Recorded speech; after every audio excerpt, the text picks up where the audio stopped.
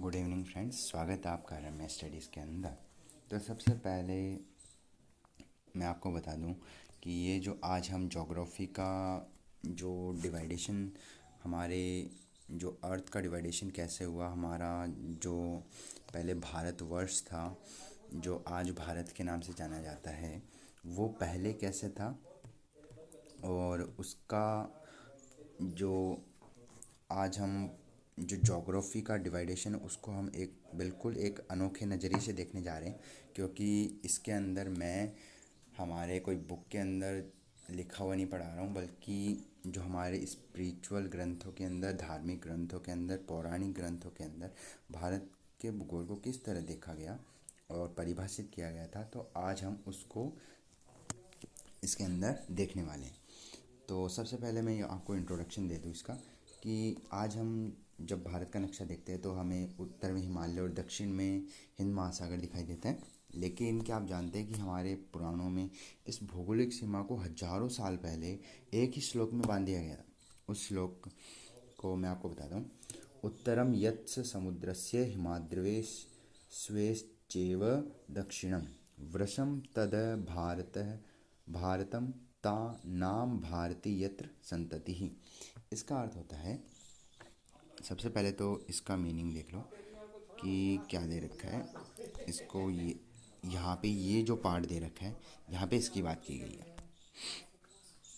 और यानी कि इसके जो नीचे का जो पार्ट है और इस जो यहाँ पे समुद्र दे रखा है, यहाँ पे समुद्र दे रखा है, यहाँ पे समुद्र दे रखा है, इसके उत्तर के अंदर जिस पार्ट की बात हो रही है तो वो पार्ट कौन सा है? ये वाला। ओके, वो पार्ट है ये वाला। इस पार्ट की बात हो रही है और इस पार्ट की जो भौगोलिक जो संरचना है, जो भौगोलिक स्थिति है, वो हमारे धार्मिक और पौराणिक ग्रंथों में पहले ही एक सूत्र के अंदर दे दी गई। उसका अर्थ जो है वो ये है कि जो हिमालय के जो दक्षिण में है और समुद्र के जो उत्तर में है, उसका नाम है, उस क्षेत्र का नाम है भारत। और वहाँ रहने वाले हम सब उसकी संतान हैं। यानी आज का जो हमारा डायनेमिक ज्योग्राफी है उसकी सीमाएं हमारे ग्रंथों में पहले से तय थी। यह सिर्फ यही नहीं, प्राचीन काल में इस पूरे महाद्वीप को, यानी कि वन सेकेंड, इस पूरे भौगोलिक क्षेत्र को, ये जो जितना भी स्थल रूप के अंदर दिखाई दे रहा है, इस पूरे को जम्बूद्वीप कहा जाता था, जिसके केंद्र में सुमेरु पर्वत, जो हमारे उन श्लोकों के अंदर दिया हुआ है कि सुमेरु पर्वत था। जब हम कोई धार्मिक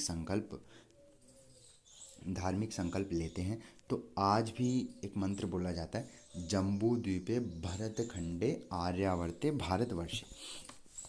यह कुछ नहीं बल्कि हमारे भारत का प्राचीन जो ज्योग्राफिकल एड्रेस है वो है। तो चलिए आज की क्लास में हम ऋग्वेद की नदी सूक्त से लेकर पुराणों के पहाड़ों की यात्रा तय करेंगे और देखेंगे कि कैसे हमारे धार्मिक ग्रंथों ने भारत के इस भूगोल को गढ़ा है।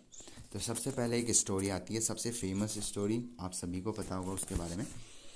जो शकुंतला के पुत्र थे भरत, उनकी एक कहानी है।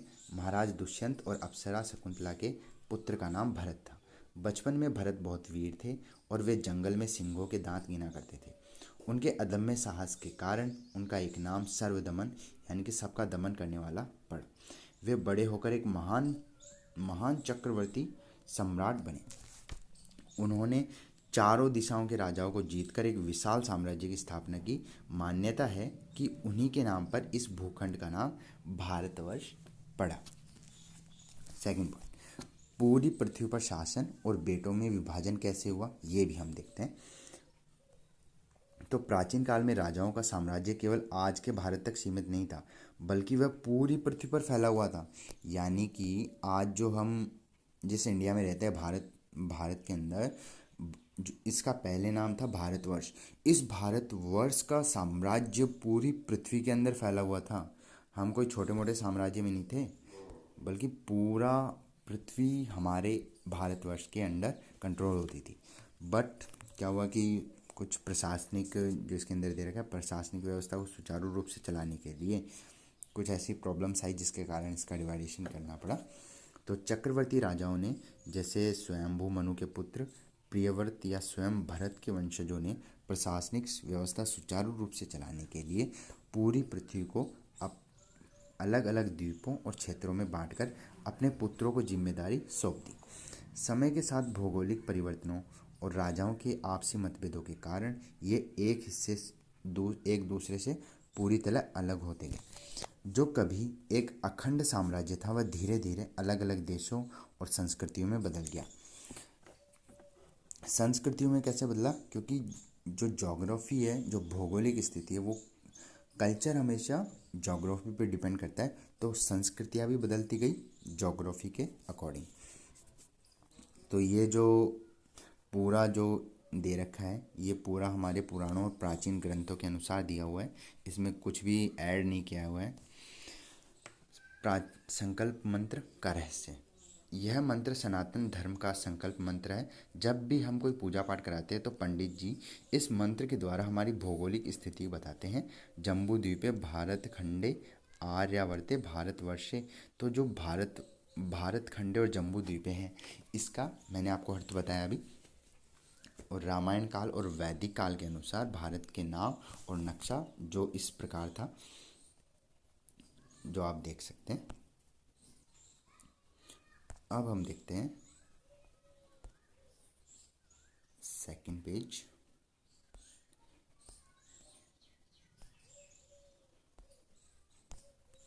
ओके, संकल्प मंत्र क्या है? जब भी हम कोई पूजा पाठ कराते हैं तो मैंने आपको बता दिया, जम्बू द्वीपे भारत खंडे आर्यावर्ते भारतवर्षे। तो इसका मतलब हम नीचे देखेंगे। उससे पहले हम देख लेते हैं भारत का स्थान। यहाँ पे हिमालय है, यहाँ पे भारतवर्ष है, यहाँ पे बंगाल की खाड़ी, हिंद महासागर, अरब सागर, जो कि प्रेजेंट टाइम का है मानचित्र। अब हम देखते हैं भारतवर्ष और भारत खंड का क्या मतलब है। जम्बू द्वीप वह दक्षिणी हिस्सा जो उत्तर में हिमालय और दक्षिण में समुद्र, जो हिंद महासागर है, के बीच स्थित है, उसे भारतवर्ष कहा गया। और विष्णु पुराण में इसका वर्णन इस प्रकार है। उत्तरम यत्स समुद्रस्य हिमाद्वेश्चैव दक्षिणम वर्ष तद्र भारतम नाम भारती यत्र संतति। इसका अर्थ है, जो समुद्र के उत्तर में और हिमालय के दक्षिण में स्थित है, उस देश का नाम है भारत और हम सब उसकी संतान हैं। इसी क्षेत्र को भारत खंड भी कहा जाता है। आर्यावर्त क्यों कहा जाता है इसको? हिमालय से लेकर विंध्याचल पर्वत के बीच का जो पवित्र भूभाग था, जहाँ वैदिक संस्कृति और आर्य आर्य का मतलब होता है श्रेष्ठ पुरुष, का निवास करते थे, उसे आर्यावर्त नाम दिया गया। जैसे गंगा यमुना का जो दोआब क्षेत्र है, वहाँ पे जो लोग निवास करते थे उन्हें आर्य कहा गया, और आर्य का मतलब है श्रेष्ठ पुरुष, इसीलिए इसका नाम आर्यावर्त नाम रखा गया। ये जो आर्यावर्त नाम है ये रखा गया। रामायण में इस पूरे क्षेत्र की मर्यादा, धर्म, संस्कृति और समाज व्यवस्था का विस्तार से वर्णन मिलता है। अब हम देखते हैं इसका विभाजन किन किन के बीच में हुआ और उस समय का जो भारत का मानचित्र था वो कैसा था, और 7 द्वीप और उनके जो शासक थे उनके बारे में चर्चा करेंगे, और जम्बू द्वीप का विभाजन कैसे हो रखा था, किन किन को मिला था ये, तो ये सब हम इसके अंदर देखेंगे। तो पृथ्वी का विभाजन पुराणों के अनुसार प्राचीन समय में पूरी पृथ्वी का विभाजन स्वयंभू मनु के पुत्र प्रियव्रत ने अपने पुत्रों में किया था। पृथ्वी को 7 भागों में बांट दिया गया। अब 7 द्वीपों का चित्र कैसा कैसा है ये इसके अंदर हम समझने का प्रयास करते हैं। यहाँ पर एक 2 नंबर है जो मिसिंग हो गया है, तो यहाँ पे मैं उसका नाम बता दूँगा आपको। उसका नाम है प्लक्ष द्वीप।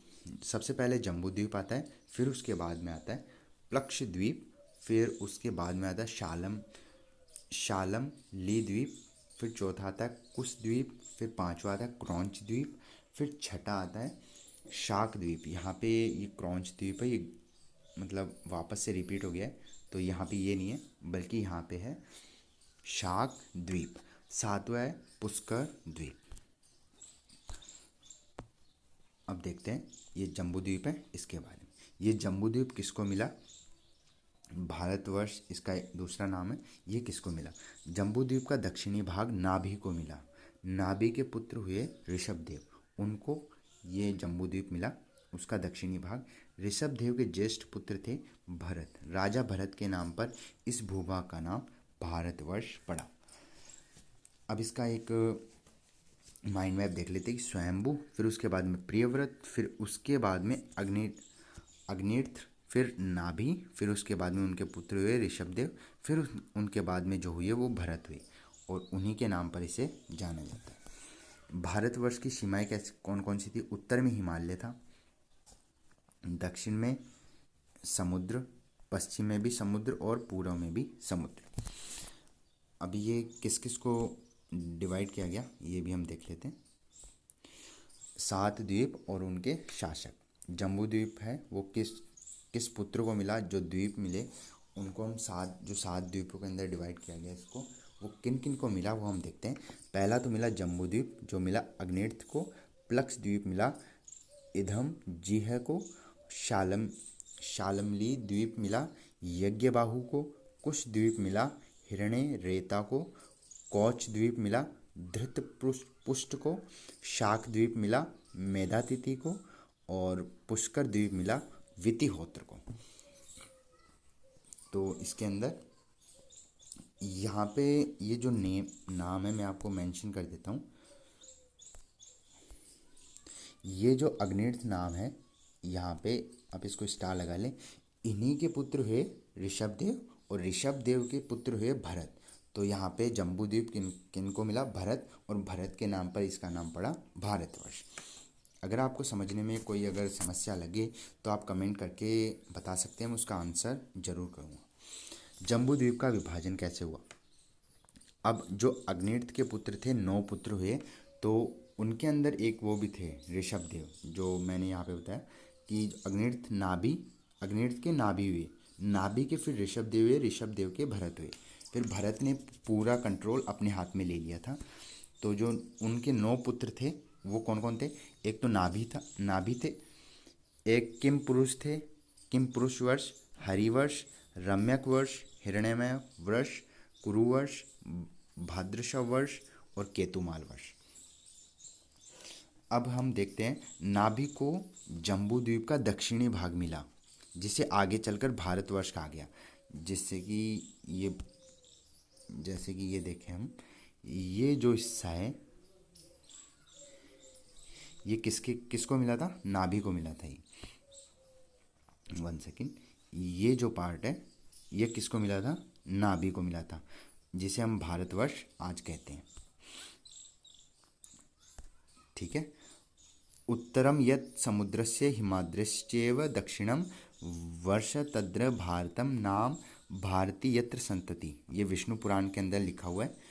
तो ये था हमारा पृथ्वी का जो विभाजन हुआ था 7 द्वीपों के अंदर। पूरी पृथ्वी पर हमारा ही शासन था, बट उनके पुत्रों के कारण हमारी जो ये पृथ्वी है, पृथ्वी के जितने भी 7 द्वीप थे वो हमारे ही थे। फिर उनको प्रियव्रत ने अपने पुत्रों को मतलब जिम्मेदारी दे दी थी कि आप ये क्षेत्र संभालो, तो उन्होंने उसको संभालने के लिए फिर ऐसा किया। फिर बाद में चलकर जो कॉन्फ्लिक्ट हुए उसके कारण वो सब अलग अलग हो गई, और हमारा जो क्षेत्र है भारतवर्ष वो ये था। तो ये वीडियो कैसे लगे आपको कमेंट में ज़रूर बताएं, और अगर कोई भी डाउट हो तो आप कमेंट बॉक्स के अंदर कुछ भी पूछ सकते हैं इससे रिलेटेड। धन्यवाद।